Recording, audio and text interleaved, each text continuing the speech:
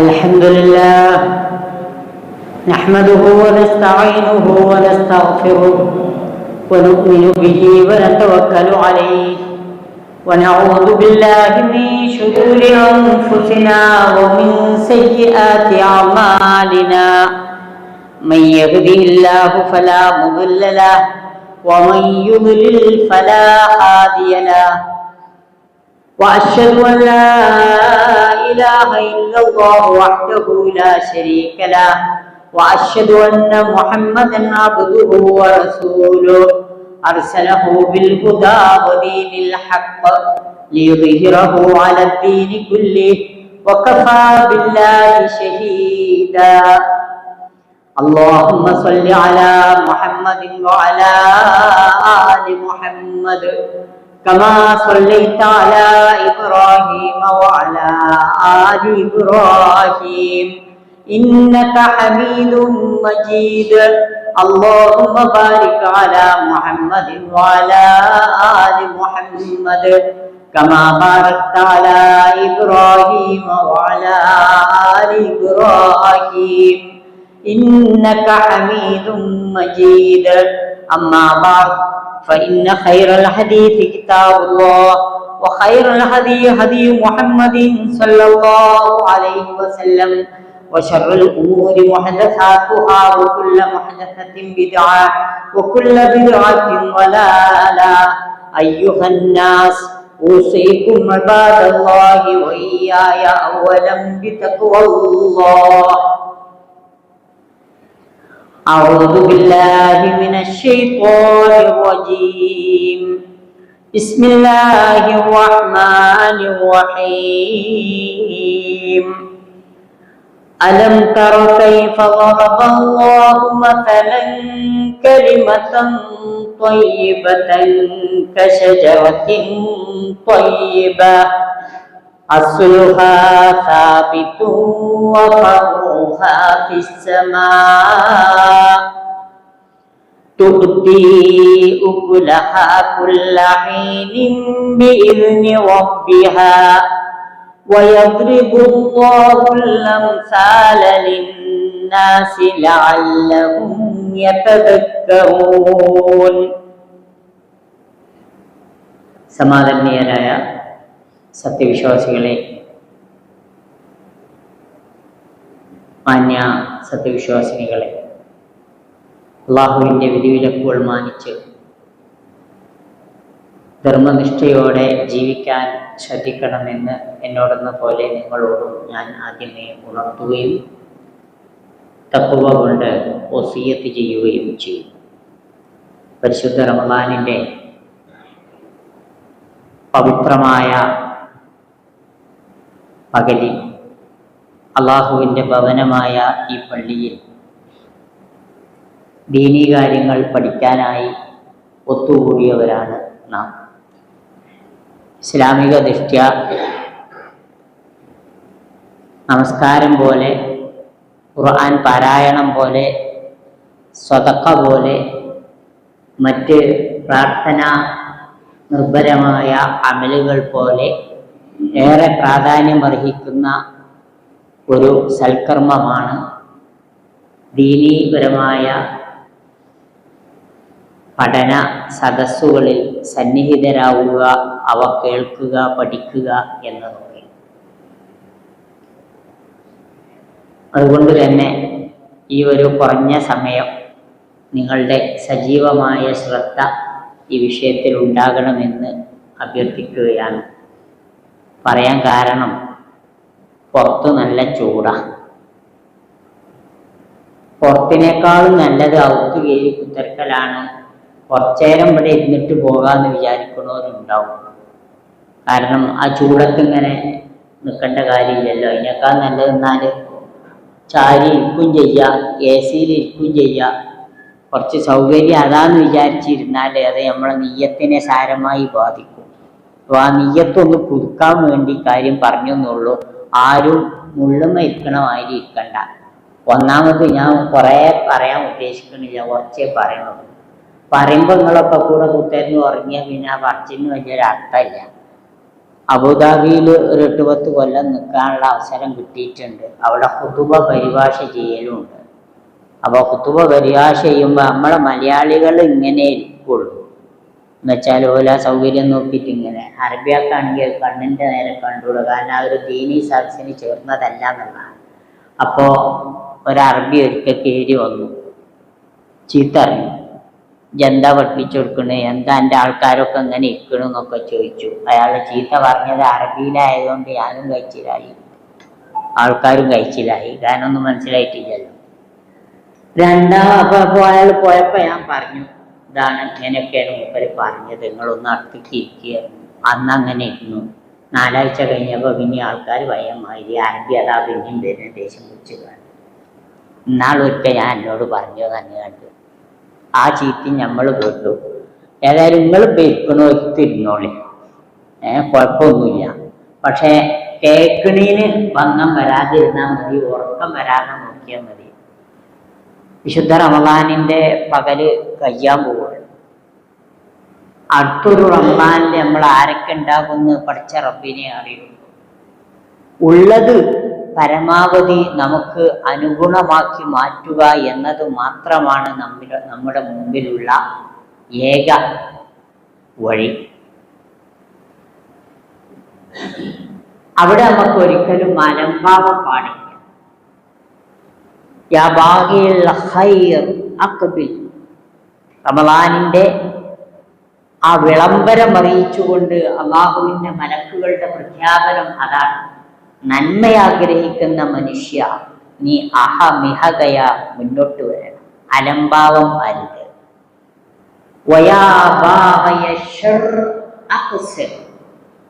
ഷർറ് ചെയ്യാൻ ഉദ്ദേശിക്കുന്ന മനുഷ്യനെ അതൊന്ന് കുറയ്ക്കും. സത്യത്തിൽ ഈ മലക്കുകളുടെ പ്രഖ്യാപനത്തിന്റെ ആ ഒരു പ്രതിഫലനം സമൂഹത്തിലെമ്പാടും നമുക്ക് കാണാൻ കഴിയും. എത്ര മോശക്കാരനാണെങ്കിലും ആ തെറ്റ് ചെയ്യാൻ അവനൊന്നും മടിക്കുന്നുണ്ട്. നന്മ ചെയ്യുന്ന ആളുകളെ എമ്പാടും നന്മ ചെയ്യുന്നുണ്ട്. തിന്മ ചെയ്യാൻ ഉദ്ദേശിച്ചവൻ തന്നെ ചിലപ്പോ അവന്റെ സന്മനസ്സുകൊണ്ട് പറയും, എനിക്ക് ഞാൻ വെച്ചിട്ടുണ്ട്, നോൽമ്പട് കഴിഞ്ഞോട്ടെ. എല്ലാരും അങ്ങനെ പറയണമെന്നോ പറഞ്ഞത് നല്ല വർത്താനാണെന്നോ ഒന്നും ഈ പറഞ്ഞതിന് അർത്ഥമല്ല. അതേ സമയത്ത് അങ്ങനെ തെറ്റ് ചെയ്യാൻ ഉദ്ദേശിക്കുന്നവർ പോലും ആ തെറ്റ് ചെയ്യുന്നത് അല്പമൊന്ന് നോമ്പാലും കഴിഞ്ഞോട്ടെ എന്തെങ്കിലും വെക്കാറുണ്ട് എന്നാണ് ഞാൻ പറഞ്ഞത്. യാ ബാബയ ശർറ് അക്സർ എന്ന ആ മലക്കുകളുടെ വിളംബരത്തിനെ അന്വർത്ഥമാക്കുന്ന രൂപത്തിൽ അതിൽ തന്നെയാണ് പറഞ്ഞിട്ടുള്ളത്. അല്ലാഹു സുബ്ഹാനഹു വ തആല നരകത്തിലേക്ക് അയക്കാൻ നിശ്ചയിച്ച കുറെ ആൾക്കാരെ പേര് വെട്ടി, ആ ലിസ്റ്റിന്ന് പേര് വെട്ടിയിട്ട് സ്വർഗക്കാരുടെ ലിസ്റ്റിലേക്ക്. സുബ്ഹാനല്ലാഹ്, അത് വല്ലാത്തൊരു പ്രതീക്ഷ നൽകുന്ന പ്രഖ്യാപനമാണ്. നോമ്പിന്റെ എല്ലാ രാത്രിയിലും ഉണ്ടത്. അതിന് അർഹരാകാൻ നമുക്ക് സാധിക്കുന്നുണ്ടോ എന്ന ഒരു ചിന്തയും ഈ സന്ദർഭത്തിൽ അനിവാര്യമാണ്. അല്ലാഹു സുബ്ഹാനഹു വ തആല നരകമുക്തി ലഭിക്കുകയും സ്വർഗലബ്ധി ലഭിക്കുകയും ചെയ്യുന്ന ആ മഹാഭാഗ്യവാന്മാരുടെ കൂട്ടത്തിൽ നമ്മെ ഏവരെയും ഉൾപ്പെടുത്തി അനുഗ്രഹിക്കുമാറാകട്ടെ. എനിക്കിന്നിവിടെ സംസാരിക്കാൻ തന്ന വിഷയം ബോർഡുമ എഴുതിയപ്പോൾ കുറച്ചൊന്ന് വളഞ്ഞിക്കണം. ബോർഡുമ എഴുതിച്ച് എന്താന്ന് അറിഞ്ഞൂടാ. പിന്നെ അന്ന് ആധുനിക മുസ്ലിം എന്നൊക്കെ കൂടെ പറഞ്ഞിട്ടാണ്. ഞാൻ അത്രത്തോളം വിചാരിച്ചിട്ടില്ല. ഞാൻ എത്ര വിചാരിച്ചിട്ടുള്ളൂ എന്നറിയോ, ഒരു മുസ്ലിം അവന്റെ ജീവിതം എങ്ങനെ ഇസ്ലാമികമാക്കണം, സമൂഹത്തിൽ എങ്ങനെ അവന്റെ ജീവിതം മുന്നോട്ട് കൊണ്ടുപോകണം, അതുമായി ബന്ധപ്പെട്ട് സമൂഹത്തിൽ ഒരു മുസ്ലിം എന്നാണ് ഞാൻ ഉദ്ദേശിച്ച വിഷയം. ചെറുതായിട്ട് പറയാനേ ഉദ്ദേശിക്കുന്നുള്ളൂ. നമ്മളൊക്കെ സാമൂഹ്യ ജീവികളാണ്. ഇസ്ലാം എമ്പോഴും വെല്ലുവിളികൾ നേരിട്ടുകൊണ്ടിരിക്കുകയാണ്. ഈ ഒരു സന്ദർഭത്തില് നമ്മളുടെ വിശ്വാസവും നമ്മളുടെ വ്യക്തിത്വവും മറ്റുള്ളവർക്ക് ദോഷകരമായി ഭവിക്കാൻ ഒരിക്കലും പാടില്ല. പ്രത്യേകിച്ച് ഇസ്ലാമോഫോബിയന്റെ കാലത്താണ് നമ്മൾ ജീവിക്കുന്നത്. വലിയ താടി വച്ചവനെ പേടിയാണ്. പേരിൽ ഇസ്ലാം കണ്ടാൽ പോലും പേടിക്കുന്നിടത്ത് എത്തിയിരിക്കുന്നു. മുമ്പ് പടിഞ്ഞാറൻ നാടുകളിലെ ഇത് ഇങ്ങനെ കേട്ടിരുന്നുള്ളൂ. ഇപ്പൊ അത് നമ്മുടെ നാട്ടിലും ഉണ്ട്. കുറച്ചൊക്കെ പുറത്തേക്ക് ചാടാനും തുടങ്ങിയിട്ടുണ്ട്. ഇതിന്റെ ഉദാഹരണമൊന്നും ഞാൻ പറഞ്ഞില്ല.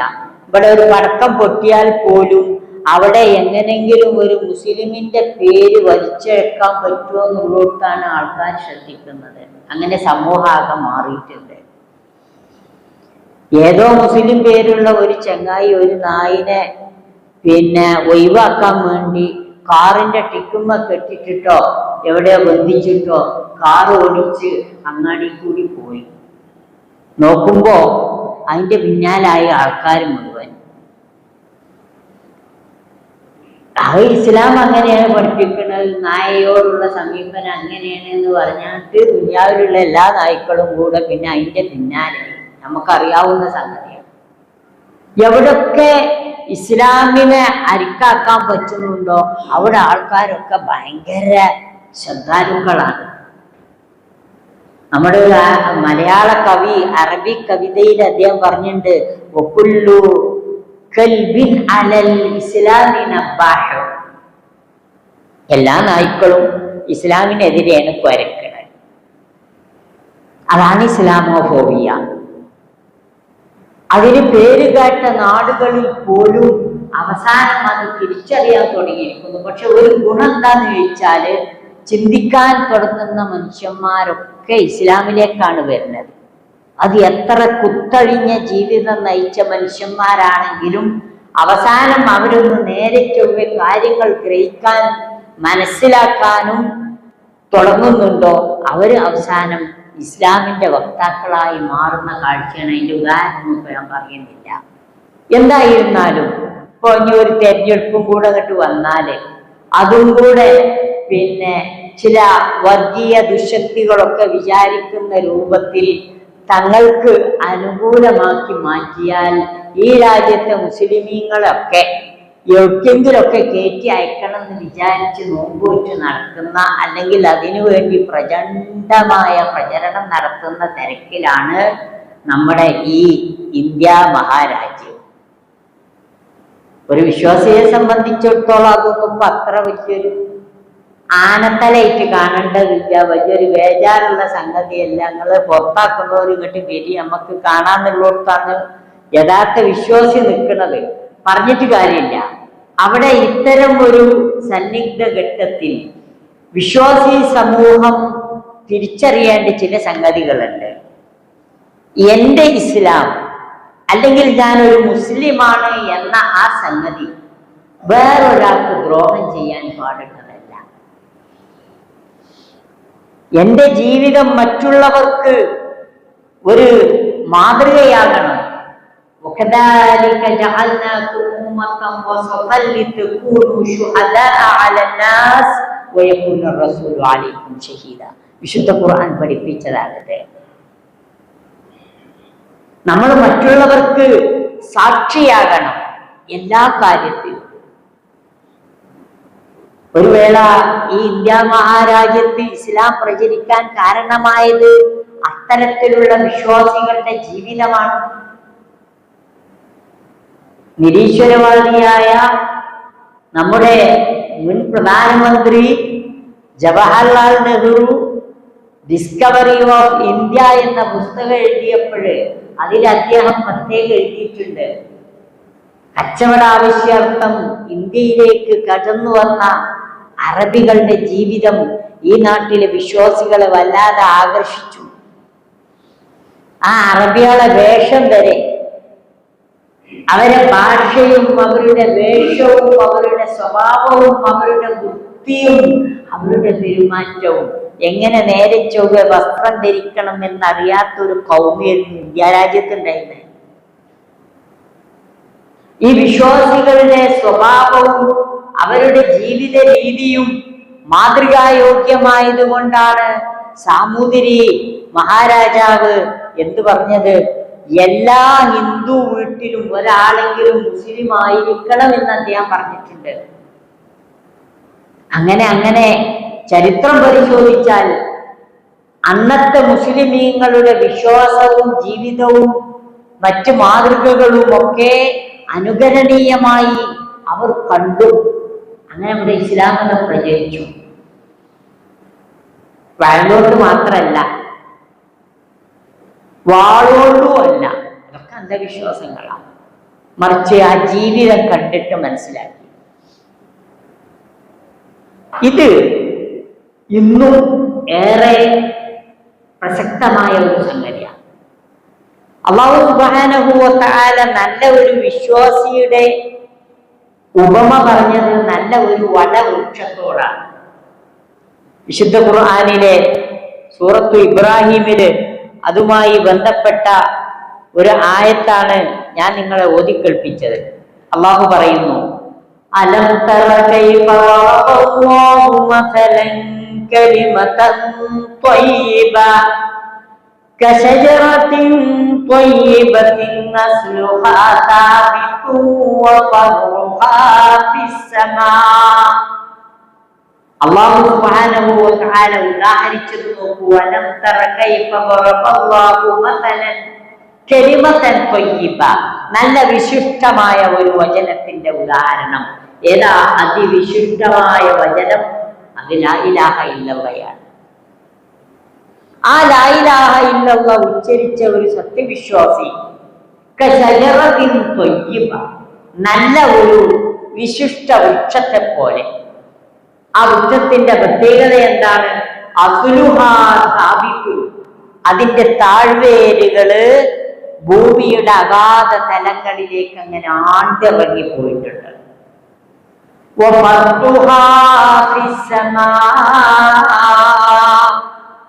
അതിന്റെ കൊമ്പും ചുള്ളി ശാഖോപശാഖകളായി അന്തരീക്ഷത്തിൽ പടർന്ന് പന്തലിച്ച് നന്നായി വിസ്താരത്തിൽ നിൽക്കുന്നുണ്ട്. ഇനിയുമുണ്ട് അതിന് പ്രത്യേകത.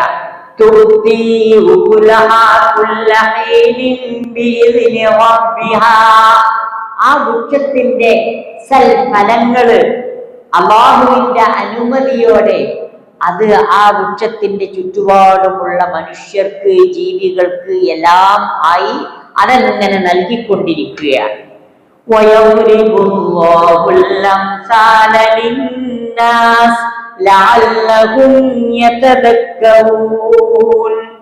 കാര്യങ്ങൾ നന്നായി ആലോചിച്ച് മനസ്സിലാക്കുന്നതിന് വേണ്ടിയാണ് അല്ലാഹു സുബ്ഹാനഹു വ തആല ഇത്തരത്തിലുള്ള ഉദാഹരണങ്ങൾ ഉദാഹരിക്കുന്നത്. ഏതൊരു ബിലോ ആവറേജിലുള്ള മനുഷ്യനും ഖുർആൻ പറയുന്ന കാര്യങ്ങൾ മനസ്സിലാക്കാൻ പറ്റുന്ന രൂപത്തിലാണ് അല്ലാഹു സുബ്ഹാനഹു വ തആല കാര്യങ്ങൾ വിവരിച്ചു തരുന്നത്. നല്ല ബുദ്ധിയുള്ളവന് മാത്രമേ ഖുർആൻ മനസ്സിലാവുന്നില്ല. കുറച്ചൊക്കെ ബുദ്ധി കുറഞ്ഞ ആളിനും എന്ത് ചെയ്യാൻ പറ്റുന്നുണ്ട്? അല്ലാഹു സുബ്ഹാനഹു വ തആലയുടെ കലാമ് മനസ്സിലാക്കാൻ പറ്റുന്നുണ്ട്. അതിന് പറ്റിയ രൂപത്തിലാണ് ഖുർആനിന്റെ പ്രതിപാദനം. അതിന് തത്വം മാത്രമല്ല, ഉപദേശം മാത്രമല്ല, കഥകൾ മാത്രമല്ല, ഉപമകള് മാത്രമല്ല, ഏതേത് രൂപത്തിലൊക്കെ മനുഷ്യ മനസ്സാക്ഷിയെ ഉണർത്താൻ പറ്റുമോ, മസ്തിഷ്കത്തെ പ്രചോദിപ്പിക്കാൻ പറ്റുമോ, ആ രൂപത്തിലൊക്കെയുള്ള പ്രതിപാദന ശൈലി വിശുദ്ധ ഖുർആൻ സ്വീകരിച്ചിട്ടുണ്ട്.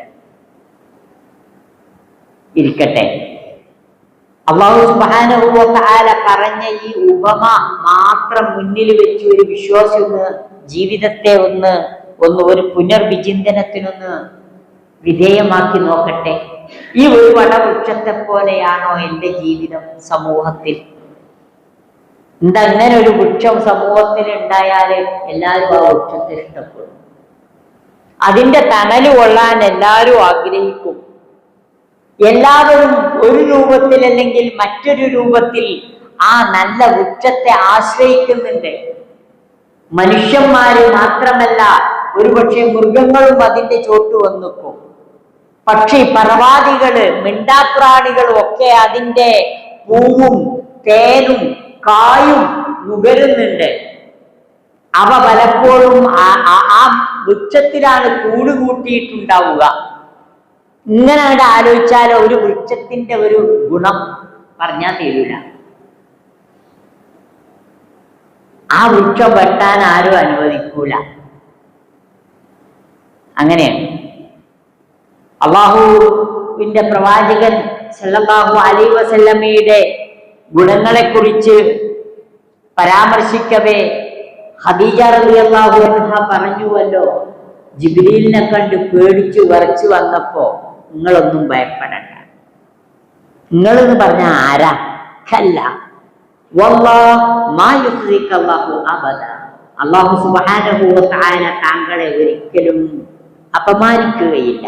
ഇന്നക ലതസിലുർ റഹം. അള്ളാഹുവിന്റെ പ്രവാചകൻ ചെയ്യുന്ന സൽഗുണങ്ങളെയാണ് ഖദീജ ബീവി എടുത്തെടുത്ത് പറഞ്ഞ പോസിറ്റീവായ മേഖലകളെ. ഇന്നക ലതസിലുർ റഹം, അങ്ങ് കുടുംബ ബന്ധം ചേർക്കുന്നു. വതഹ്മിലുൽ കൽ, ഏത് പ്രയാസങ്ങളും നിങ്ങൾക്ക് സഹിക്കാൻ കഴിയും. വതക്സിബുൽ മഅദൂം വതുഖരി അൽദൈഫ് വതുഈനു അലാ നവാഇബിൽ ഹഖ്, അതിഥികളെ ആദരിക്കുന്നുണ്ട്, പ്രയാസം അനുഭവിക്കുന്നവർക്ക് സഹായം നൽകുന്നുണ്ട്, കാലവിപത്തുക്കൾ വരുമ്പോ അതിനെതിരെ ജാഗ്രത പാലിക്കുന്നുണ്ട്, അവിടെ സഹായ ഹസ്തം ചെയ്യുന്നുണ്ട്. അങ്ങനെ ചെയ്യുന്ന ഒരാളാണ് പ്രവാചകരെ. അങ്ങ് ഒരിക്കലും പേടിക്കേണ്ടതില്ല എന്ന് പറഞ്ഞിട്ടാണ് അന്ന് ലഭ്യമായ ഏറ്റവും നല്ല വേദപണ്ഡിതന്റെ അടുത്തേക്ക് എന്താണ് ഇവിടെ സംഭവിച്ചതെന്നറിയാൻ മുഹമ്മദ് മുസ്തഫ സല്ലല്ലാഹു അലൈഹി വസല്ലമയെയും കൊണ്ട് പ്രിയപത്നി ഖദീജ റളിയല്ലാഹു അൻഹ പോകുന്നത്. ഇസ്ലാം പ്രചരിച്ചു വരുന്ന കാലത്ത് അബൂബക്കർ സിദ്ദീഖ് റളിയല്ലാഹു അൻഹു ആ പ്രവാചകനിൽ വിശ്വസിച്ചു. നമസ്കാരവും മറ്റു കാര്യങ്ങളുമൊക്കെ നിർവഹിക്കാൻ തുടങ്ങിയപ്പോ അത് ചില ആളുകളെ വല്ലാതെ ആകർഷിക്കാൻ തുടങ്ങി. അബൂബക്കർ റളിയല്ലാഹു അൻഹുവിന്റെ ഖുർആൻ പാരായണം, അദ്ദേഹത്തിന്റെ നമസ്കാരം, ഇതൊക്കെ കണ്ടിട്ട് ഇസ്ലാമിലേക്ക് തങ്ങളുടെ കുട്ടികളും സ്ത്രീകളും ആകർഷിക്കപ്പെടുമോ എന്ന് പലരും ബേജാറായി. അതുകൊണ്ട് അവരൊക്കെ കൂടെ സമ്മേളിച്ചിട്ട് അബൂബക്കർ സിദ്ദീഖ് റളിയല്ലാഹു അൻഹുവിനോട് പറഞ്ഞു, താങ്കൾ ഒരു കാര്യം ചെയ്യണം, ഈ നിസ്കാരം പബ്ലിക്കായിട്ട് ഇവിടെ പറ്റില്ല. ഇന്ന് ചില ആൾക്കാർ പറഞ്ഞ മാതിരി തന്നെ അവർക്ക് സ്വകാര്യമായിട്ട് നടത്തിയാൽ മതി, നിങ്ങൾ ഈ ഖുർആൻ പാരായണം ഇവിടെ പറ്റൂല, ഇതിലൊക്കെ ആളുകൾ ആകൃഷ്ടരായി മാറുന്നുണ്ട്, അതുകൊണ്ട് ഇവിടുന്ന് പോയിക്കൊള്ളെന്നാ പറഞ്ഞു. ഈ ആവശ്യം ഏറി വന്നപ്പോ അബൂബക്കർ സിദ്ദീഖ് റളിയല്ലാഹു അൻഹു നാടുവിടാൻ തീരുമാനിച്ചു. അദ്ദേഹത്തിന്റെ സാധനങ്ങളൊക്കെ കൂടെ വെട്ടും പാണ്ടും ആക്കിയിട്ട് തലയിൽ വെച്ചിട്ട് പോണ പോക്കിലാണ് അയൽവാസിയായ ജൂതൻ ഇബ്നു ദഗീനയെ കാണുന്നത്. അയാളൊരു ജൂതനാണ്.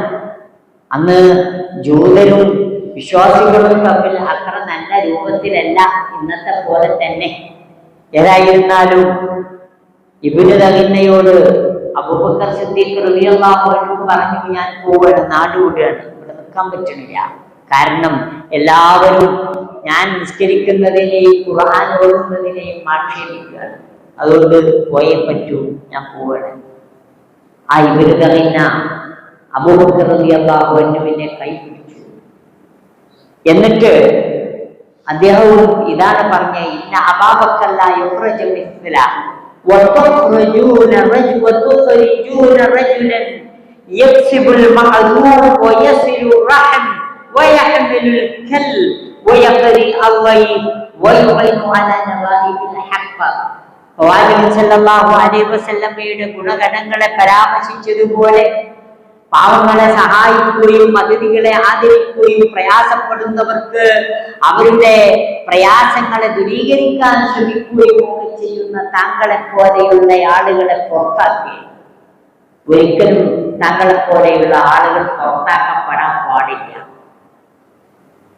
CAA നടപ്പാക്കുമ്പോൾ നമ്മളൊന്ന് ആലോചിക്കണം, നമുക്ക് വേണ്ടി എത്ര ഇബ്നു ദഗീനമാര് രംഗത്തുണ്ടാകുന്നു. നിങ്ങളെപ്പോലെയുള്ള നല്ല മനുഷ്യന്മാര് ഈ നാട്ടിൽ നിന്ന് പുറത്താക്കപ്പെടാൻ പാടില്ല. ഇസ്ലാമും മുസ്ലിമീങ്ങളും വിമർശിക്കപ്പെടാനും ഇതുപോലെ ക്രൂശിക്കപ്പെടാനും പാടില്ല എന്ന് പറയാൻ തന്റേടം കാണിക്കുന്ന എത്ര എതിർ മത സമൂഹങ്ങൾ ഉണ്ടാകും എന്ന് നമ്മൾ ആലോചിക്കണം. അവിടെയാണ് നമ്മുടെ വിജയം. അദ്ദേഹം പറഞ്ഞു, അബൂബക്കർ റളിയല്ലാഹു അൻഹു ഇനി എന്റെ സംരക്ഷണത്തിൽ അദ്ദേഹത്തിന്റെ മത വിശ്വാസവും ആദർശവും അനുഷ്ഠാനവും അനുസരിച്ച് ജീവിക്കട്ടെ. ഈ നാട്ടിൽ നിന്ന് ഒരാളും അതിനെ എതിർക്കാൻ പാടില്ല. ആളുകൾക്ക് അത് അംഗീകരിക്കേണ്ടി വന്നു. ഇബ്നു ദഗ്ന നാട്ടിൽ അറിയപ്പെടുന്ന ആളാണ്, മതിയായ വ്യക്തിത്വമാണ്. ഇബ്നു ദഗ്നയുടെ സംരക്ഷണത്തിലാണ് പിന്നെ അബൂബക്കർ സിദ്ദീഖ് റളിയല്ലാഹു അൻഹു അവിടെ ജീവിക്കുന്നത്. ഞാൻ പറഞ്ഞു വരുന്നത്, വിശ്വാസികൾ ഒരു സമൂഹത്തിൽ ജീവിക്കുമ്പോൾ അവർക്ക് എന്ത് ചെയ്യാൻ കഴിയണം? അവരുടെ ആ വിശ്വാസത്തിന്റെ ആ മേന്മ ആളുകൾക്ക് വ്യക്തമാക്കി കൊടുക്കാൻ കഴിയണം. റസൂൽ തിരുമേനി സല്ലല്ലാഹു അലൈഹി വസല്ലമയെ കുറിച്ച് വിശുദ്ധ ഖുർആൻ നമുക്ക് പഠിപ്പിച്ചു തന്നത്, ലഖദ് ജാഅകും റസൂലുൻ മിൻ അൻഫുസികും അസീസുൻ അലൈഹി മാ അനിത്തും ഹരീസുൻ അലൈക്കും ബിൽ മുഅ്മിനീന റഊഫുർ റഹീം. സൂറത്തുൽ തൗബയിൽ ആരാണ് പ്രവാചകൻ? നിങ്ങൾക്ക് നിങ്ങളിൽ നിന്ന് തന്നെ ഒരു ദൈവദൂതൻ വന്നു. ആ പ്രവാചകന്റെ പ്രകൃതി എന്താണ്? സ്വഭാവ ഗുണം എന്താണ്? അസീസുൻ അലൈഹി മാ അനിത്തു. ഏതെങ്കിലും തരത്തിൽ നിങ്ങൾ വിഷമിക്കുന്നത് പ്രവാചകന് അസഖ്യമാണ്. വളരെ പ്രയാസകരമായ സംഗതിയായിട്ടാണ് മുസ്ലിം ഉമ്മത്തിന്റെ ഏതെങ്കിലും തരത്തിലുള്ള ഒരു പ്രയാസത്തെ പ്രവാചകൻ നോക്കിക്കാണുന്നത്. ഹരീസുൻ അലൈക്കും, നിങ്ങളുടെ കാര്യത്തിൽ അതീവ തൽപരനാണ് പ്രവാചകൻ സല്ലല്ലാഹു അലൈഹി വസല്ലം. ബിൽ മുഅ്മിനീന റഊഫുർ റഹീം, സത്യവിശ്വാസികളോട് അളവറ്റ കാരുണ്യവും ദയയും കാണിക്കുന്ന പ്രകൃതമാണ് പ്രവാചകന്റേത്. ആ ഒരു വ്യക്തിത്വമാണ് പ്രവാചകൻ കാത്തു സൂക്ഷിച്ചത്. ഈ ആയത്തിനെ ബേസ് ചെയ്തുകൊണ്ട് റസൂൽ തിരുമേനി സല്ലല്ലാഹു അലൈഹി വസല്ലമയുടെ സ്വഭാവ മഹിമയെ കുറിച്ച് വെളിയങ്കോട് ഉമർ ഖാളി ഒരു കവിത രചിച്ചിട്ടുണ്ട്. അദ്ദേഹം നല്ലൊരു സാഹിത്യകാരനായിരുന്നു, നല്ല കവിയായിരുന്നു, മഹൽ വ്യക്തിത്വമായിരുന്നു.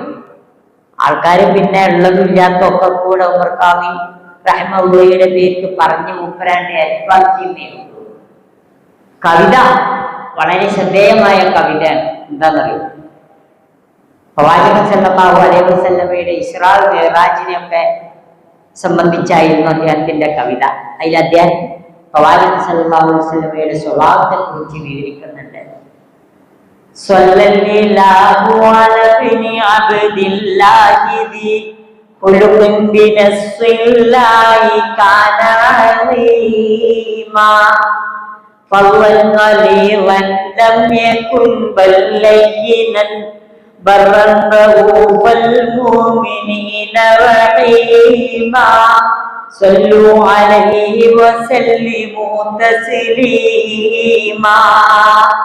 നമ്മളെ പഴയ സെബീന കിതാബിന്റെ മൗലൂദ് കിതാബിന്റെ വക്കത്താണ് ഈ കവിത എഴുതിപ്പോയത്. ഇതിന്റെ കുഴപ്പമുള്ളൂ, വേറെ കവിതയ്ക്ക് യാതൊരു കുഴപ്പമില്ല.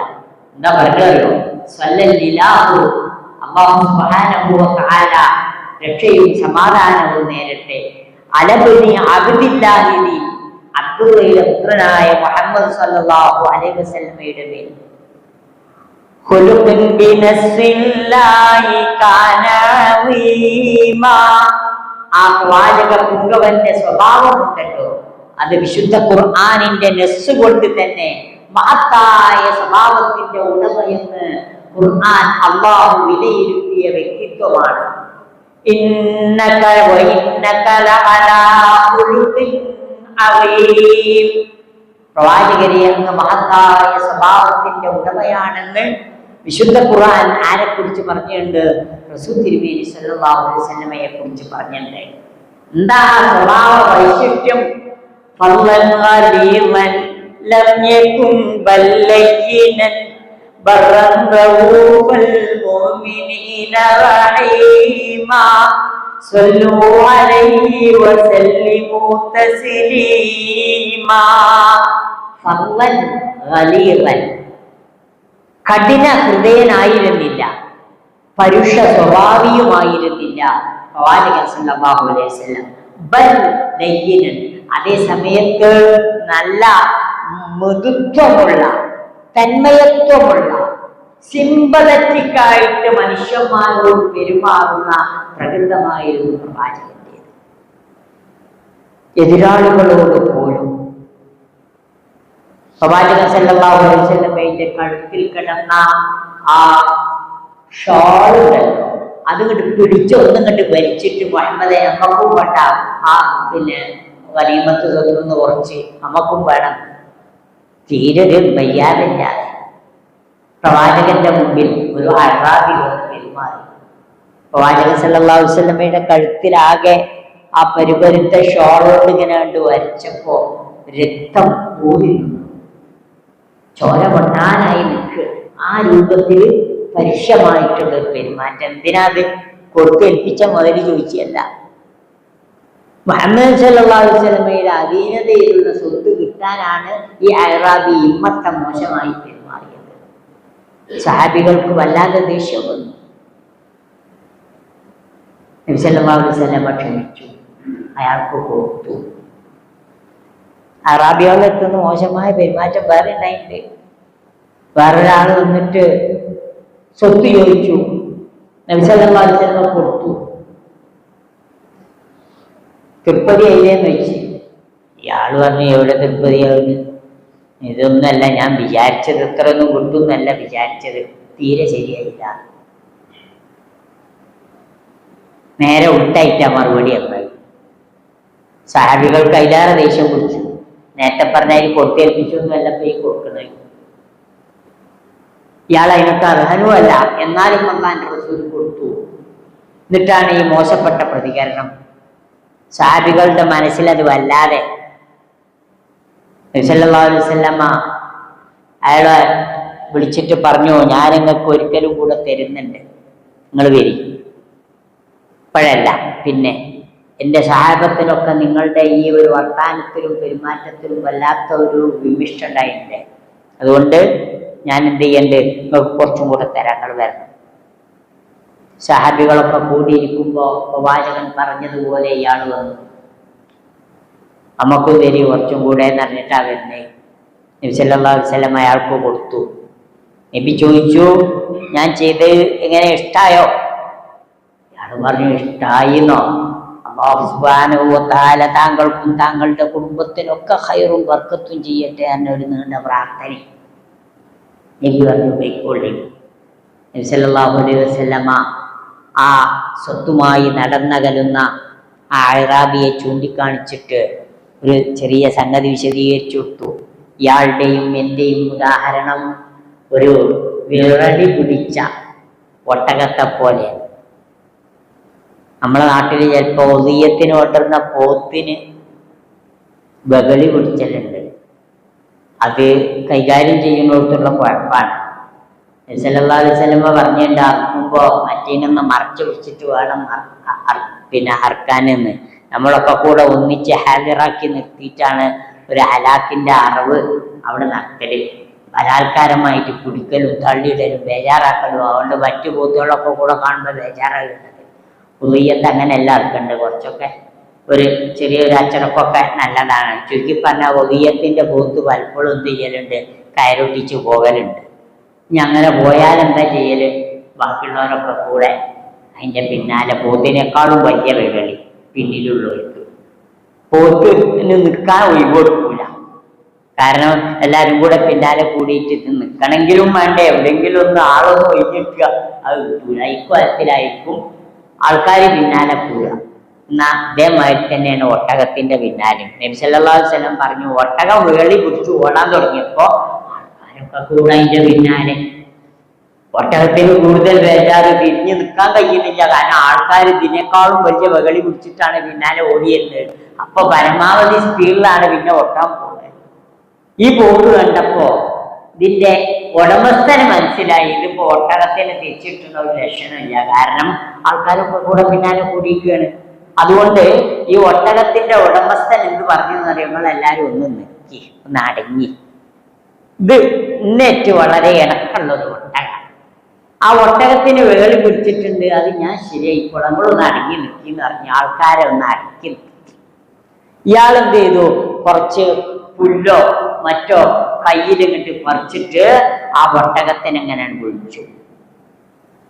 എന്തായാലും അറബി കഥ ആയതുകൊണ്ട് നാവൂല വിളിച്ചിട്ടുണ്ടാവുക, അറബിയിലായിരിക്കും വിളിച്ചിട്ടുണ്ടാവുക. അത് വിളിച്ചപ്പോ ഒട്ടകത്തിനത് തിരിഞ്ഞു. എന്റെ യജമാനനാണല്ലോ ആ വിളിച്ചത്, ഇന്നെയാണല്ലോ ആ വിളിക്കുന്നത്. ഒട്ടകം അതിന്റെ ഓട്ടത്തിന്റെ സ്പീഡൊക്കെ കുറച്ച് നിന്ന് തിരിഞ്ഞു നോക്കിയപ്പോ വെകളി പിടിച്ച ആൾക്കാരൊന്നും പിന്നാലില്ല. സമാധാനം. ഒട്ടകം എന്ത് ചെയ്തു എന്നറിയോ? തിരിഞ്ഞു നടക്കാൻ തുടങ്ങി. ഈ യജമാനന്റെ അടുത്തേക്ക് തന്നെ ഇങ്ങനെ പതുക്കാൻ നടന്നു. യജമാനൻ ആ പുല്ല് അതിനെ തിന്നാൻ കൊടുത്തു. അതിനൊന്ന് തൊട്ടുകഴിഞ്ഞു. ഹലാസ്, പ്രശ്നം തീർന്നു. പ്രവാചകൻ പറഞ്ഞു, ഈ ഒട്ടകത്തിന്റെ മാതിരിയാണ് ഇപ്പൊ ഈ മനുഷ്യൻ ഇന്നലെ വന്നിട്ട് ഞാൻ അയാൾക്ക് സമ്പത്ത് കൊടുത്തപ്പോ അയാൾക്ക് തികഞ്ഞില്ല എന്നാ പറഞ്ഞത്. നിങ്ങളൊക്കെ കൂടെ അയാളുടെ നേരെ തിരിഞ്ഞു ദേഷ്യപ്പെട്ടു നിന്നു. ഞാൻ അയാളോട് പറഞ്ഞു, നിങ്ങൾ ഒന്നും കൂടെ വരി, നമുക്ക് പ്രശ്നം പരിഹരിക്കാം. അയാൾ പിറ്റേന്ന് ഇന്നിപ്പതാ അയാള് നമ്മളടുത്തേക്ക് വന്നു. അയാൾക്ക് ഈ മുസ്ലിമീങ്ങളെ കുറിച്ചുള്ള ചിന്തയൊക്കെ മാറി. നോക്കൂ നിങ്ങൾ, നമ്മുടെ നല്ല പെരുമാറ്റം, ആ പെരുമാറ്റത്തിലാണ് നമ്മളെ കുറിച്ചുള്ള മുൻധാരണകളൊക്കെ മാറ്റിവെച്ചിട്ട് ഇസ്ലാമിലേക്ക് ആളുകള് ആകൃഷ്ടരാകുന്നത്. ഡച്ച് പാർലമെന്റിലേക്ക് തെരഞ്ഞെടുക്കപ്പെട്ട 1 or 2 മഹൽ വ്യക്തിത്വങ്ങൾ ഈ അടുത്ത കാലത്തായിട്ട് ഇസ്ലാമിലേക്ക് വന്നു. വാൻ ഡൂൻ എന്ന് പറയുന്ന ഒരാള് ആദ്യം വന്നു. ജൊറം വാൻ ക്ലീരവൻ എന്ന് പറയുന്ന വേറൊരു മഹൽ വ്യക്തിത്വം ഈ അടുത്തു വന്നു.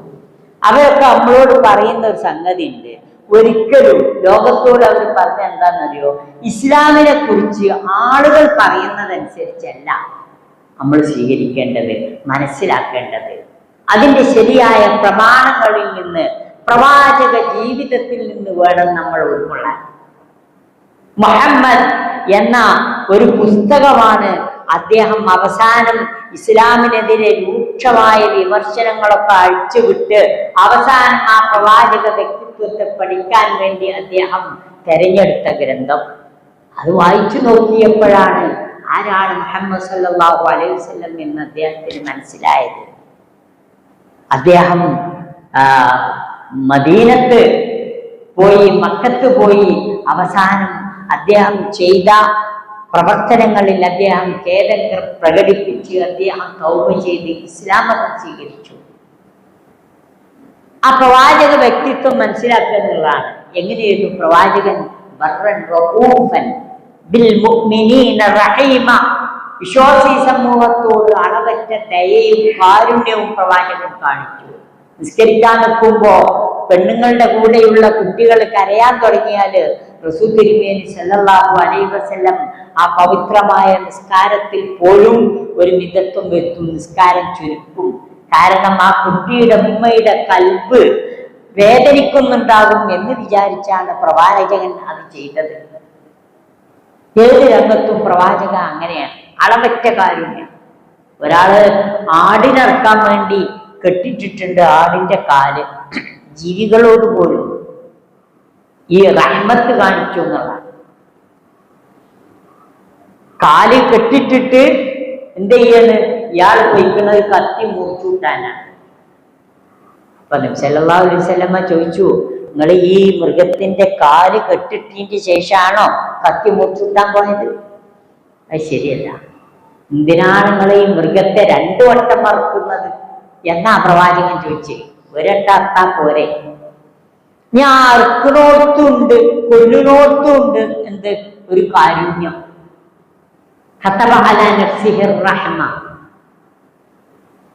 അള്ളാഹുവിന്റെ കാരുണ്യം, അള്ളാഹു അത് തന്നിൽ ഒരു നിശ്ചയിച്ച കടമയാണ്. അള്ളാഹുവിന്റെ റസൂല് അത് പ്രത്യേകം തന്റെ ഉമ്മത്തിനെ പഠിപ്പിച്ചു. നിങ്ങൾ കൊല്ലുകയാണെങ്കിൽ പോലും അവിടെ എന്തുവാണ്? പിന്നെ അറവ് നന്നാക്കണം. അതിന് പ്രവാചകൻ പറഞ്ഞു, കത്തിന്റെ ആ വായ്ത്തലൊക്കെ ഒന്ന് മൂർച്ച കൂട്ടണം. വലിയൊരു ഹദബിഹട്ട, എന്നിട്ട് അറക്കുന്ന ഒരുവിന് ആശ്വാസം പകരണം. നമ്മളെ കോഴിക്കളെ വരെ എങ്ങനെ അറക്കല്? കോഴിക്കടയിൽ ചെന്നാൽ നമുക്ക് കാണാൻ പറ്റും. നമ്മളൊന്ന് ആലോചിക്കേണ്ട സംഭവമാണ്. നമ്മൾക്ക് വേണ്ടി ഒന്നോ രണ്ടോ കോഴിനെ അറക്കുകയാണെങ്കിൽ അതെങ്കിലും നമ്മൾ വിസ്മി ചൊല്ലി അറക്കണത് നല്ലതാണ്. ഈ കോഴിക്കടയിൽ നിൽക്കണോ നിസ്കരിച്ചിട്ടുണ്ടോ എന്ന് നമുക്കറിയില്ല, പേരുകൊണ്ടല്ലാത്ത മുസ്ലിമാണോ എന്ന് നമുക്കറിയില്ല.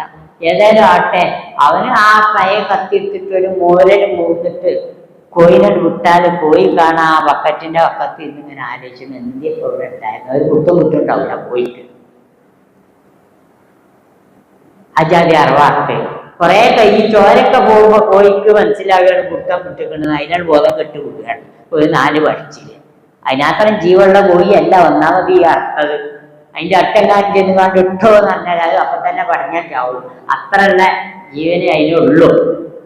ആ കോഴിനെയാണ് ഒരു മൂലില് മൂന്നിട്ട് ഇതിങ്ങനെ ആലോചിച്ചാൽ വിട്ടിക്കണത്. ആലോചിച്ച് നോക്കണം. അങ്ങനല്ല, നമ്മളെ കോഴിനറക്കാൻ ഒരു മൂർച്ചുള്ള കത്തി ഉണ്ടാകുന്നതല്ല. അത് ഏതായാലും ചക്കക്കുരു വെച്ചിന കത്തി കൊണ്ട് കോഴിനറക്കാൻ നിൽക്കരുത്, കുറ്റകരമാണ്. അറവ് നന്നാക്കണം. എവിടെയും കാരുണ്യമുണ്ട് എന്നർത്ഥം. സല്ലല്ലാഹു അലൈഹി വസല്ലമ ആ കാരുണ്യത്തിന്റെ പ്രത്യേകത കുറെ പഠിപ്പിച്ചു. പ്രവാചകൻ തന്നെയും അറിയപ്പെടുന്നത് കാരുണ്യത്തിന്റെ പ്രവാചകനായിട്ടാണ്.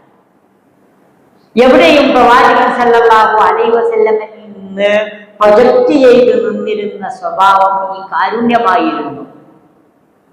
അതുപോലെ വിട്ടുവീഴ്ചയായിരുന്നു, വിശാല മനസ്കതയായിരുന്നു. ശുദ്ധ കഅബാലയത്തിന്റെ ആ മക്കം ഫത്തഹിന്റെ രംഗമൊക്കെ നമ്മളിങ്ങനെ വായിച്ചു നോക്കിയാൽ അത്ഭുതപ്പെട്ടു പോകും. തിരുമേനി സല്ലല്ലാഹു അലൈഹി വസല്ലമയും അനുചരന്മാരും അലകളായി നിരകളായി മക്കയുടെ ആ മലനിരകളിലൂടെ കഅബാലയത്തിന്റെ അടുത്തേക്ക് എത്തിയിട്ട് പ്രവാചകൻ സല്ലല്ലാഹു അലൈഹി വസല്ലമ ചോദിച്ചു, എവിടെയാണ് ഈ കഅബാലയത്തിന്റെ താക്കോൽ ആരെടുത്താണ്? കഅബാലയത്തിന്റെ താക്കോല് ഉസ്മാൻ ഇബ്നു തുൽഹ എന്ന് പറയുന്ന ആളിന്റെ അടുത്തായിരുന്നു.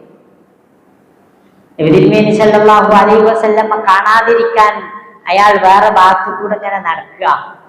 പ്രവാചകൻ സല്ലല്ലാഹു അലൈഹി വസല്ലമ പറഞ്ഞു, ഉസ്മാനോട് വരാൻ പറയുന്നു. വന്നു. നബി ചോദിച്ചു, താക്കോല് അങ്ങോട്ട് തിരിയാറ്, ഞാൻ തിരിച്ചെത്തിക്കാന്ന്. കൊടുക്കല്ലാന്ന് നിവൃത്തിയില്ല. 10,000-കണക്കിന് ആളുകളുടെ അകമ്പടിയോടെയാണ് അള്ളാഹുവിന്റെ റസൂല് മക്കം ഫത്തഹിന് വന്നിട്ടുള്ളത്. സല്ലല്ലാഹു അലൈഹി വസല്ലം കഅബാലയം തുറന്നു. അതിന്റെ ഉള്ളിലുണ്ടായിരുന്ന 360 ചില്ലാനം ബിംബങ്ങൾ ഓരോന്നോരോന്ന് ഒക്കെ നബിമാരും കാര്യപ്പെട്ട സ്വാലിഹീങ്ങളെയും ബിംബങ്ങളാട്ടോ. അവരോടുള്ള സ്നേഹം കൊണ്ട് ഉണ്ടാക്കി വെച്ചതായിരുന്നു. അതിലെ ഏറ്റവും വലിയ ബിംബം ഇബ്രാഹിം നബി അലൈഹി സ്വലാത്തു വസ്സലാമിന്റെ ബിംബമായിരുന്നു. ആ പ്രവാചക പുങ്കവന്റെ ആദർശത്തെ സ്നേഹിക്കുന്ന, ആ മില്ലത്ത് പിൻപറ്റുന്ന മുഹമ്മദ് മുസ്തഫ സല്ലല്ലാഹു അലൈഹി വസല്ലം ആ ഇബ്രാഹിം നബി അലൈഹി സ്വലാത്തു വസ്സലാമിന്റെ ബിംബത്തിട്ട് പുറത്തേക്ക് വെച്ചെറിഞ്ഞു. അങ്ങനെ ഓരോന്നോരോന്നും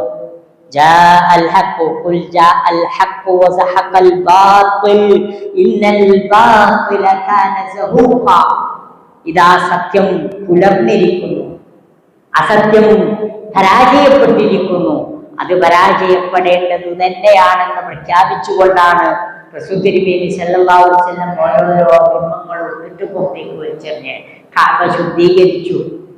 ആ കഅബാലയത്തിന്റെ ഉള്ളിൽ നിന്ന് 2 റക്അത്ത് നിസ്കരിച്ചു. കഅബത്തിന്റെ താക്കോൽ അല്ലാഹുവിന്റെ റസൂലിന്റെ അടുത്ത അലി റളിയല്ലാഹു അൻഹു ഉണ്ട് കൂടെ. അലി റളിയല്ലാഹു അൻഹു പറഞ്ഞു, നബിയെ, ഈ കഅബ ഒരിക്കലും മുശ്രിക്കീങ്ങൾക്ക് വിട്ടുകൊടുക്കേണ്ടതല്ല. ഇത് മുവഹ്ഹിദുകളായ മുഅ്മിനുകളായ ആളുകൾക്ക് അവകാശപ്പെട്ടതാണ്. അതുകൊണ്ട് താക്കോൽ ഇങ്ങട്ട് നബി സല്ലല്ലാഹു അലൈഹി വസല്ലമയോട്. ആരാ? അലി റളിയല്ലാഹു അൻഹു. പ്രവാചകന്റെ വലങ്കൈയാണ്. പ്രവാചക പുത്രിയെ കല്യാണം കഴിച്ച ആളാണ്. എല്ലാ ഗുണഗണങ്ങളും ഒക്കെ ആളാണ്. പക്ഷെ അള്ളാന്റെ റസൂല് വാഗ്ദത്തം പാലിക്കേണ്ടതുണ്ട്. നബി സല്ലല്ലാഹു അലൈഹി വസല്ലമ ഒന്നും പ്രതികരിച്ചില്ല, താക്കോൽ കൊടുത്തതുമില്ല.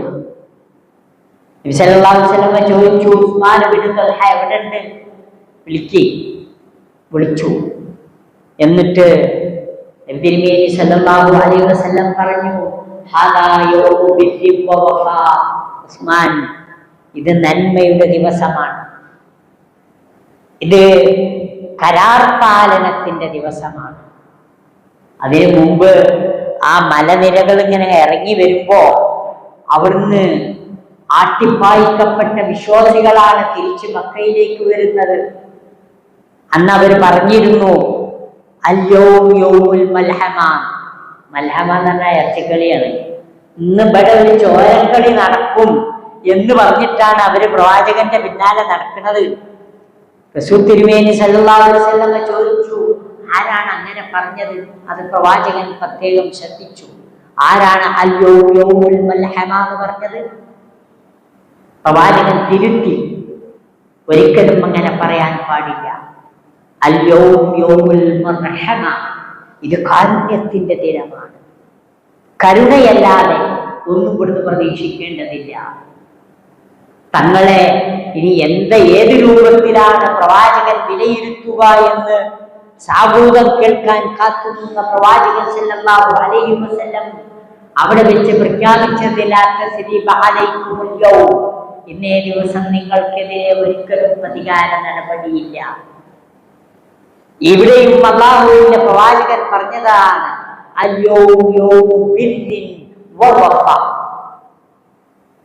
നന്മയുടെയും കരാർ പാലനത്തിന്റെയും ദിവസമാണ്. പ്രവാചകൻ സല്ലല്ലാഹു അലൈഹി വസല്ലം താക്കോല് കൊടുത്തിട്ട് പറഞ്ഞു, ഇത് നിങ്ങൾ കയ്യിൽ വെക്കുക.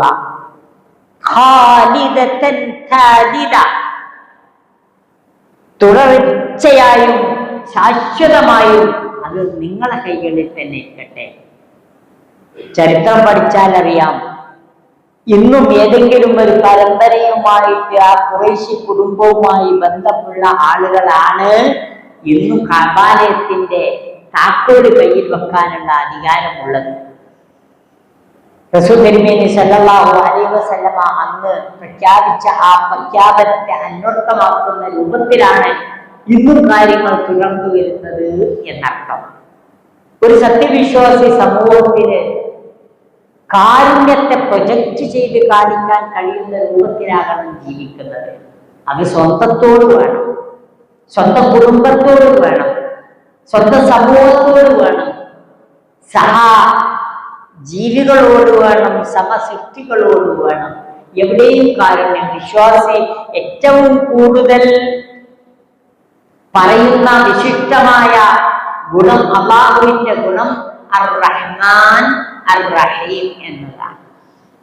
പരമകാരുണ്യൻ, അളവറ്റ ദയാപരൻ എന്നൊക്കെ നമ്മൾ പറയുമ്പോൾ, most gracious and most merciful എന്നൊക്കെ പറയുമ്പോൾ അതിന് സമാനമായ അർത്ഥവും വിശാലമായ അർത്ഥവും യോജിപ്പിക്കാൻ വേറെ പദപ്രയോഗങ്ങളില്ല. അത്ര വലിയ കാരുണ്യമാണ്. ആ കാരുണ്യമാണ് വിശ്വാസിയുടെ ജീവിതത്തെ മുന്നോട്ട് നയിക്കേണ്ടത്. അവിടെ സത്യസന്ധതയുണ്ടാകണം. ജീവിതത്തിൽ അല്ലാഹുവുമായിട്ടുള്ള നിരന്തരമായ ബന്ധം നിലനിർത്താൻ കഴിയണം. അതുകൊണ്ടാണ് ഈ വൃക്ഷത്തിന്റെ ഉപമ പറഞ്ഞപ്പോ അസ്ലുഹ സാബിത്തുൻ, വിശ്വാസമാകുന്ന വേര് ഹൃദയത്തിന്റെ അടിത്തട്ടിലേക്ക് ആണ്ടുപോകണം. അതിന്റെ ശാഖകൾ ശാഖകളായിട്ട് അന്തരീക്ഷത്തിൽ പടർന്ന് പന്തലിച്ചു നിൽക്കുമ്പോ ആ ബന്ധം എപ്പോഴും മുകളുമായിട്ടാണ്, റബ്ബ് സുബ്ഹാനഹു വ തആലയുമായിട്ടാണ്. 5 നേരത്തെ നമസ്കാരത്തിലൂടെ ആ ബന്ധമാണ് നമ്മൾ ഊട്ടിയുറപ്പിക്കുന്നത്. അവിടെയും വിശ്വാസി പറയുന്നത് അൽഹംദുലില്ലാഹി റബ്ബിൽ ആലമീൻ എന്ന് പറഞ്ഞുകൊണ്ടാണ്. സർവ്വ ലോകങ്ങളെയും പരിരക്ഷിക്കുകയും നിയന്ത്രിക്കുകയും പരിപാലിക്കുകയും ചെയ്യുന്ന ആ റബ്ബിനാണ് സർവസ്തുതിയും. ആരാണ് റബ്ബ്? വിശാലമായ അർത്ഥമുണ്ട് ആ പദത്തിന്. ആവശ്യമുള്ളത് ആവശ്യമുള്ളപ്പോൾ ആവശ്യമുള്ളവർക്ക് ആവശ്യമായ തോതിൽ നൽകുന്നവരാണ് റബ്ബ്. ആ ആദ്യത്തെ ഖുർആൻ സൂക്തങ്ങളിൽ തന്നെ ആ റബ്ബിനെ പരിചയപ്പെടുത്തിക്കൊണ്ടുള്ള ആയത്തുകൾ അവതരിക്കുന്നത്. സൃഷ്ടിച്ച രക്ഷിതാവിന്റെ നാമത്തിൽ വേണം നീ വായിക്കാൻ. എത്ര വിവരം ഉണ്ടായിട്ടും കാര്യമില്ല. ആ വിവരത്തെ അല്ലാഹു സുബ്ഹാനഹു വ തആലയുമായി ബന്ധിപ്പിക്കാൻ കഴിയുമ്പോഴാണ് ആ വിവരം കൊണ്ട് കിട്ടേണ്ട ഗുണം കിട്ടുക. ഭൗതികമായ വിജ്ഞാനം എത്ര ഉണ്ടെങ്കിലും റഹ്മാനായ റബ്ബിനെ മനസ്സിലാക്കാൻ കഴിയുന്നില്ലെങ്കിൽ പിന്നെ അതുകൊണ്ടൊരു കാര്യമില്ല. അതുകൊണ്ടാണ് വേണ്ടിച്ചോറ് എന്ന് പറഞ്ഞ മഹാകള്ളനെ പിടിച്ചു. തിരുവനന്തപുരത്ത് ഒരു ഹൈടെക് കളവാണ് അയാൾ നടത്തിയത്. അയാൾ നല്ല വിവരമുള്ള മനുഷ്യന്. അവസാനം ഹൈദരാബാദിൽ നിന്നോ മറ്റോ നമ്മളെ പോലീസ് പോയി പിടിച്ചിട്ട് അയാളെ വിമാനത്തിലാണ് ഇങ്ങോട്ട് തിരുവനന്തപുരത്തേക്ക് കൊണ്ടുവരുന്നത്. വേണ്ടിച്ചോറിനോട് ചോദിച്ചു, എന്താ വേണ്ടെന്ന്. മൂപ്പര് പറഞ്ഞു, എനിക്കിന്റെ ആ കോട്ടൊന്ന് കിട്ടിയാൽ തിരക്കടില്ല. കാരണം ചീപ്പായ കള്ളനല്ല ഈ പിടിച്ചോണ്ടിരുന്നത്, ഒരു ബടാ കള്ളനെയാണ്. മൂപ്പര് പത്രക്കാരൊക്കെ അങ്ങനെ വന്നപ്പോ കോട്ടിട്ടിട്ടാണ് പിന്നെ നിന്നത്. കാര്യങ്ങളൊക്കെ ചോദിച്ചപ്പോ അയാൾ നമ്മുടെ എയർഫോഴ്സിൽ നിന്ന് പോന്ന ആളാണ്. അയാൾക്ക് ഭൗതികമായ വിജ്ഞാനം എമ്പാടുണ്ട് നഷ്ടം. ഇവിടെ കോടാനക്കോടി കക്കണ മനുഷ്യന്മാരൊന്നും വിവരമില്ലാത്തവരല്ല, നല്ല വിവരമുള്ളവരാണ്. പക്ഷെ ആ വിവരത്തെ അള്ളാഹുവുമായി ബന്ധിപ്പിക്കാൻ കഴിഞ്ഞില്ല. ഇതാണ് വലിയ അപകടം. അതുകൊണ്ട് അല്ലാഹു സുബ്ഹാനഹു വ തആല ലോകത്തിന് മുമ്പിൽ നൽകിയ ആ വിജ്ഞാനത്തെ ഈ വിധം റബ്ബുമായി ബന്ധപ്പെടുത്തിയിട്ടാണ് പഠിപ്പിച്ചത്. ബിസ്മി റബ്ബിക്കല്ലദീ ഖലഖ് ഖലഖൽ ഇൻസാന മിൻ അലഖ്. അങ്ങനെ ഒരു എംബ്രിയോളജി എന്ന് പറയുന്ന ശാസ്ത്രശാഖ നമ്മളെ ലോകം മനസ്സിലാക്കാൻ തുടങ്ങിയിട്ട് വളരെ കുറച്ച് കാലമായുള്ളൂ. ഒരു 100 കൊല്ലം ആയിട്ടുള്ളൂ. അതിങ്ങനെ പടിപടിയായി വികസിച്ചിട്ട് ശുദ്ധ ഖുർആൻ അവതരിക്കുന്ന കാലത്ത് എന്തില്ല, ഒരു ശാസ്ത്രമില്ല. ഭ്രൂണശാസ്ത്രം തന്നെ ഒരു ശാസ്ത്രമില്ല. എന്നാൽ കൃത്യമായിട്ടാണ് ഖുർആന്റെ അവതരണം. ചുരുക്കി പറഞ്ഞാൽ ആ റബ്ബുൽ ആലമീനുമായുള്ള ബന്ധം ശക്തമാകണം. വിശുദ്ധ റമളാൻ നമ്മൾ പരിശീലിക്കുന്നത് അതാണ്. ജീവിതത്തിന്റെ അവസ്ഥാന്തരങ്ങളിലും വിവിധ ഘട്ടങ്ങളിലും റബ്ബുമായിട്ട് നമ്മളെ ബന്ധിപ്പിക്കുക. എത്ര സ്വകാര്യമായിട്ടും ഭക്ഷണം കഴിക്കാനുള്ള അവസരം കിട്ടിയാലും നമ്മൾ കഴിക്കണില്ല. ആ സ്വകാര്യതയില് റഹ്മാനായ റബ്ബുമായിട്ടുള്ള ഒരു ആ അഭേദ്യമായ ബന്ധം നമ്മൾ കാത്തു സൂക്ഷിക്കുന്നുണ്ട്. എവിടെയൊക്കെ സ്വകാര്യമായി ഏത് തെറ്റ് ചെയ്യാൻ നമുക്ക് ചാൻസ് കിട്ടിയാലും ഇല്ല, നമ്മളതിന് ഒരുക്കല്ല. സത്യവിശ്വാസിയെ നല്ല വ്യക്തിത്വത്തിന്റെ ഉടമയാക്കി മാറ്റുന്നത് അതാണ്. സമൂഹത്തിൽ ആ വ്യക്തിത്വമാണ് നമ്മൾ കാത്തു സൂക്ഷിക്കേണ്ടത്. പരലോകേറ്റുള്ള നമ്മുടെ ബന്ധാണ് അത് നന്നാക്കി തീർക്കുന്നത്. ഇമാം ഷാഫിഈ റഹ്മത്തുള്ളാഹി അലൈഹി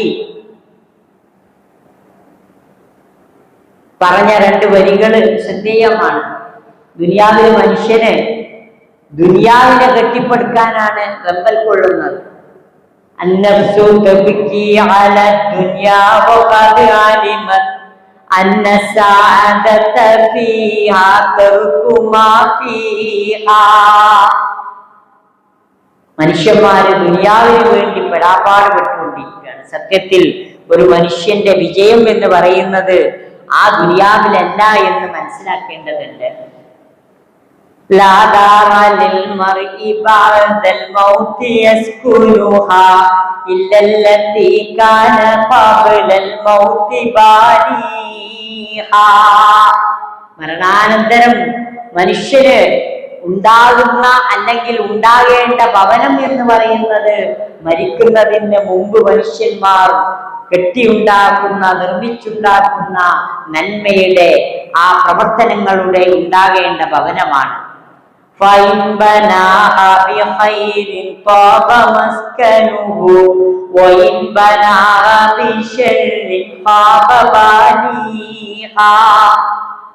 നന്മ നിറഞ്ഞ പ്രവർത്തനങ്ങൾ കാഴ്ചവെച്ചിട്ടാണ് പരലോകത്തേക്കുള്ള ഭവനം അയാൾ ഒരുക്കുന്നത് എങ്കിൽ അവിടെ ഖൈറുണ്ടാവും. അതല്ല ഷെറ് നിറഞ്ഞ പ്രവർത്തനമാണെങ്കിൽ ആ ആ ശർറിന്റെ പ്രവർത്തനവും പ്രതിഫലനമാണ് പരലോകത്ത് ലഭിക്കുക. നീണ്ട കവിത അവസാനിക്കുന്നത് ഈ സംഗതി സൂചിപ്പിച്ചുകൊണ്ടാണ്. എന്താണ്?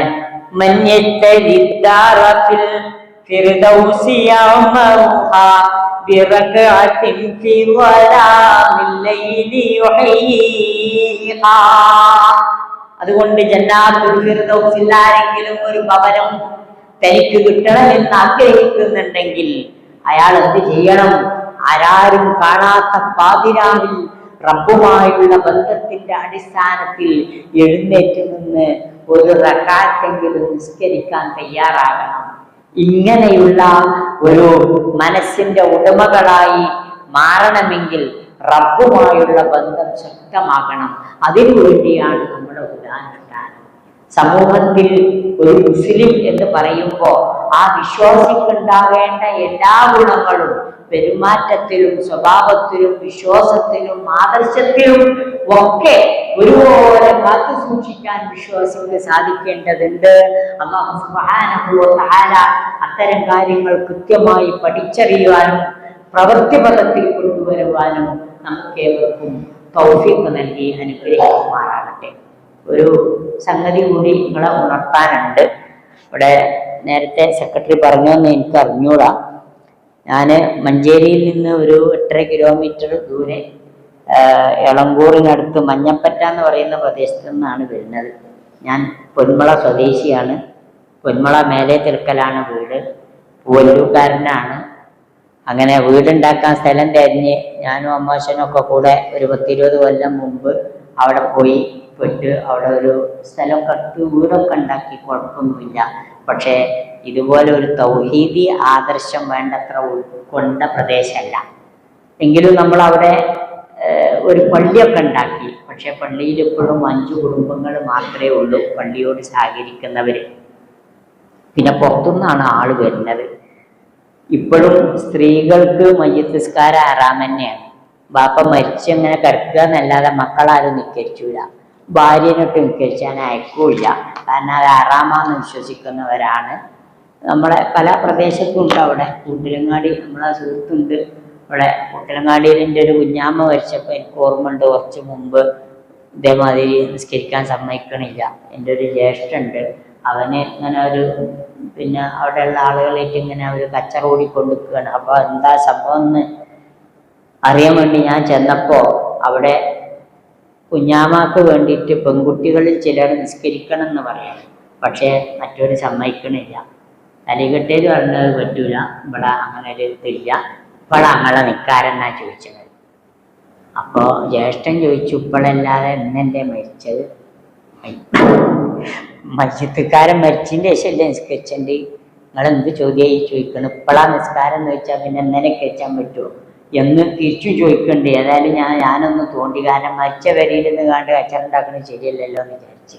അതേ രൂപത്തിൽ പലയിടത്തും ഉണ്ട്. ആദർശം മനസ്സിലാക്കാത്തടത്ത് സ്വന്തം ബാപ്പാക്ക് വേണ്ടി മക്കൾക്ക് നിസ്കരിക്കാൻ സമ്മതം കൊടുക്കാറില്ല. അങ്ങനത്തെ ഒരു പ്രദേശമാണ് ഇവിടെയും.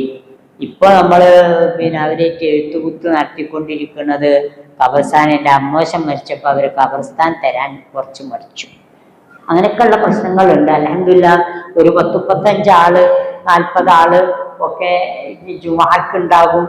തറാവീഹ്, ജുമുഅ ഖുതുബ, ബാക്കി ഒരു മഹല്ലത്തിൽ നടക്കുന്ന എല്ലാ കാര്യങ്ങളും വളരെ ഭംഗിയായി നടന്നു പോകുന്നുണ്ട്. എങ്കിലും ആ പള്ളിയുടെ മുന്നോട്ടുള്ള ഗമനം ഓരോ വർഷത്തെയും അതിൻ്റെ മുന്നോട്ടുള്ള പോക്ക് എന്ന് പറയുന്നത്, പിന്നെ ഞാൻ റമദാനിൽ ഇങ്ങനെ നമ്മുടെ പള്ളികളിൽ പറഞ്ഞ് പിന്നെ പിരിക്കുന്ന ആ ഒരു സംഖ്യ കൊണ്ടാണ്. അതുകൊണ്ട് ഈ ഒരു വിഷയത്തിൽ നിങ്ങളുടെ എല്ലാവരുടെയും അകമഴിഞ്ഞ സഹായം ഉണ്ടാകണമെന്ന് അഭ്യർത്ഥിക്കുകയാണ്. കൊടുക്കാൻ തുടങ്ങിയിട്ട് കുറേ ആയി, 10-20 ദിവസമായി. കൊടുത്തു കഴിഞ്ഞി എന്ന രൂപത്തിലൊന്നും നിങ്ങളാരും ഇത് ചെയ്യരുത്, പിന്നെ പ്രതികരിക്കരുത്. എല്ലാവരും ഈ കൊടുത്തവർ തന്നെയാണ് കൊടുക്കാനുള്ളത്. നമ്മളിപ്പോൾ ഒന്നും ഇന്നലെയും കൊടുക്കാൻ തുടങ്ങിയതും അല്ല. ആയിഷ ബീവിയോട് നബി തിരുമേനി സല്ലല്ലാഹു അലൈഹി വസല്ലമ പറഞ്ഞു, കൊടുത്തോ ആയിഷ, എന്ത് ചെയ്യണ്ട, വലാത്തുഹ്സി, കണക്ക് നോക്കണ്ട. നമ്മൾ വല്ലാതെ കണക്ക് നോക്കണ്ട. അവിടെ എത്ര കൊടുത്തു, ഇവിടെ എത്ര കൊടുത്തു, മറ്റൊരുത്തത്ര എത്രയപ്പം കൊടുക്കണ് എന്നറിഞ്ഞാണ്ട് ബേജാറാകേണ്ടതില്ല. ഈ കൊടുത്തിട്ട് എവിടെ നമുക്ക് കുറഞ്ഞത്? ഇല്ലല്ലോ, കൊടുത്തിട്ട് കുറഞ്ഞിട്ടില്ല. അത് കൂടെ ഉള്ളൂ. അള്ളാഹുവിന്റെ മലക്കുകള് അങ്ങനെയാണല്ലോ പ്രഖ്യാപിക്കുന്നത്, അള്ളാഹുവെ ചെലവാക്കുന്നവന് നീ പിന്നെയും കൊടുക്കുക. മലക്കുകൾ പ്രാർത്ഥിച്ച ആ പ്രാർത്ഥനയ്ക്ക് ഉത്തരം കിട്ടും. എന്നാ ആ പ്രാർത്ഥന മാത്രമല്ല കേട്ടോ മലക്കുകൾ പ്രാർത്ഥിക്കണം, നമ്മൾ പേടിക്കണം. അള്ളാഹുവിന്റെ മലക്കുകൾ പ്രാർത്ഥിക്കുന്നുണ്ട്, കൊടുക്കാതിരിക്കുന്ന പിടിച്ചൊക്കുന്നവനുണ്ടല്ലോ, നീ കൊടുക്കല്ലേ, അവന് നീ നാശം പ്രദാനം ചെയ്യണേ. അപ്പൊ നമ്മൾ കൊടുക്കാതിരിക്കുക എന്നത് നമ്മളുടെ ധനവർദ്ധനവിനൊരു തടസ്സമാണെന്ന് നമ്മൾ തിരിച്ചറിയുകയും അള്ളാഹുവിന്റെ മാർഗത്തിൽ നമ്മൾ പരമാവധി നൽകുകയും ചെയ്യുക. മഞ്ഞപ്പറ്റയിലെ മസ്ജിദുൽ അബ്റാർ എന്ന നമ്മുടെ പള്ളിക്ക് വേണ്ടി നിങ്ങളെല്ലാവരും അകമഴിഞ്ഞ് സഹായിക്കണമെന്ന് ഒരിക്കൽ കൂടി അഭ്യർത്ഥിക്കുന്നു. അല്ലാഹു സുബ്ഹാനഹു വ തആല നമ്മളുടെ സദഖക്കും സകാത്തിനും അതുപോലെ തന്നെ നമ്മളുടെ എല്ലാ ഇബാദത്തുകൾക്കും അർഹമായ പ്രതിഫലം നൽകി അനുഗ്രഹിക്കുമാറാകട്ടെ. നമ്മിൽ നിന്നും വന്നുപോയ ചെറുതും വലുതുമായ തെറ്റുകുറ്റങ്ങൾ ഗഫൂറും റഹീമുമായ തമ്പുരാൻ നമുക്കേവർക്കും പുറത്തു മാപ്പാക്കി തരുമാറാകട്ടെ. നമ്മിൽ നിന്നും മരണപ്പെട്ടുപോയ നമ്മുടെ മാതാപിതാക്കൾ, ബന്ധുമിത്രാദികൾ, സഹോദരങ്ങൾ, ഉറ്റവർ, ഉടയവർ എല്ലാവർക്കും അള്ളാഹു സുബ്ഹാനഹു വ തആല മഗ്ഫിറത്തും റഹ്മത്തും പ്രദാനം ചെയ്യുകയും അള്ളാഹുവിന്റെ ജന്നാത്തുൽ ഫിർദൗസിൽ അവരെയും നമ്മയും ഒരുമിച്ച് കൂട്ടുകയും ചെയ്യുമാറാകട്ടെ. റബ്ബനാ തഖബ്ബൽ മിന്നാ ഇന്നക അൻതസ് സമീഉൽ അലീം വതുബ് അലൈനാ ഇന്നക അൻതത് തവ്വാബുർ റഹീം വഗ്ഫിർ ലനാ യാ ഗാഫിറൽ മുദ്നിബീൻ വറഹംനാ ബിഅൻവാഇ റഹ്മതിക യാ അർഹമർ റഹീമീൻ. വസ്സലാമു അലൈക്കും വറഹ്മത്തുള്ളാഹി വബറകാതുഹു.